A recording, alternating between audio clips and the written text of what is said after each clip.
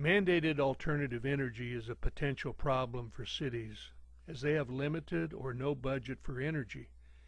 They have no land for wind and solar, and if they did, the energy is often so inefficient in the 12 to 23% range, it does not make for a good ROI, return on investment model.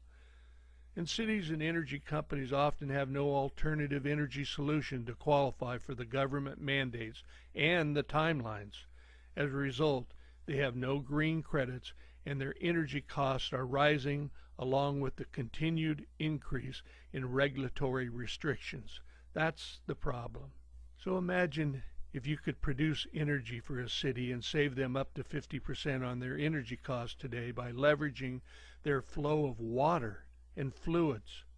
Do you think a city would get a 50% savings financed? Well, of course. And they could create a revenue center by selling back to the grid their excess energy that they generated from the flow of water. Imagine if you didn't need wind or solar to produce energy and you could use the flow of fluids in your existing infrastructure like water and oil and gas to make up to 5 times more efficient energy than wind or solar for a city or a hotel or a water district, etc. So, what is the catch here? What does the city or water district or client have to contribute to save 50%? The answer, simply a gravity-fed 18-inch water pipe, or larger if you want, and a fluid velocity of 6 miles per hour or greater.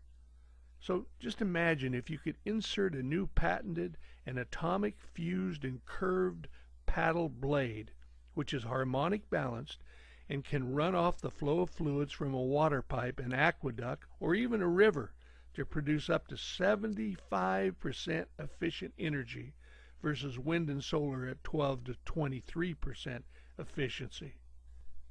Yeah, but water and fluids are corrosive, so the efficiency of the blades diminish from day one, actually, and have a reduced shelf life. Well, those fused blades represent a cutting-edge technology that extends the life cycle of the hybrid metal and reduces the corrosion by an order of magnitude. Interesting.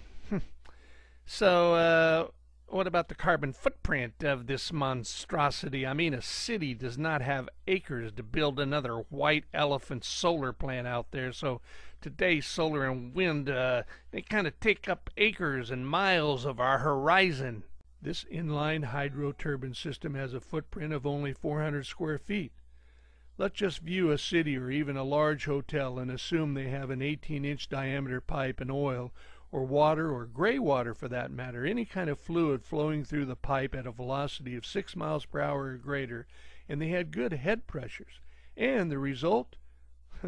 Then you could create megawatts per hour of generating stations every mile on that pipeline or that water pipe if you so desired. Sounds great, but, well, if you insert anything in the middle of water flow and you create back pressures, as you know, that's a problem. There are laws of thermodynamics and physics that apply here. The systems I've seen in the past create upwards of 10% back pressure sometimes, and that's not acceptable. With patented aerodynamic blades and immersion techniques and vortex production, we create very little back pressure, traditionally less than 5%. Wow, 5%? Well, I hope you're not saying that this is some kind of new perpetual motion machine, are you? Of course not. Confidential technologies that leverage each other to produce a more efficient result. Like most systems would require a 4,800 RPM to do what we do with only 1,000 RPM. Because of these patented technologies, our inline hydro turbines only require 1,000 RPM and 300 foot-pounds of torque to produce 50 megawatts of energy. We want to help the world with energy.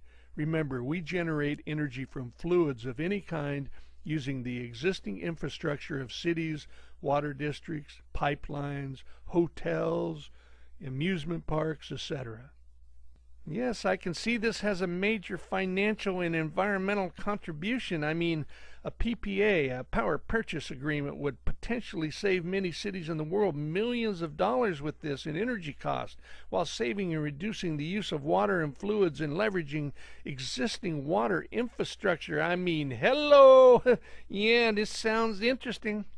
We are interested in satisfying you and are assisting you with your mandated alternative energy requirement and with your green credits, reducing your carbon footprint, of course, and helping you with up to a 50% savings on energy costs and creating a revenue center for you with both excess energy sales and tax credits, all by using our existing infrastructure.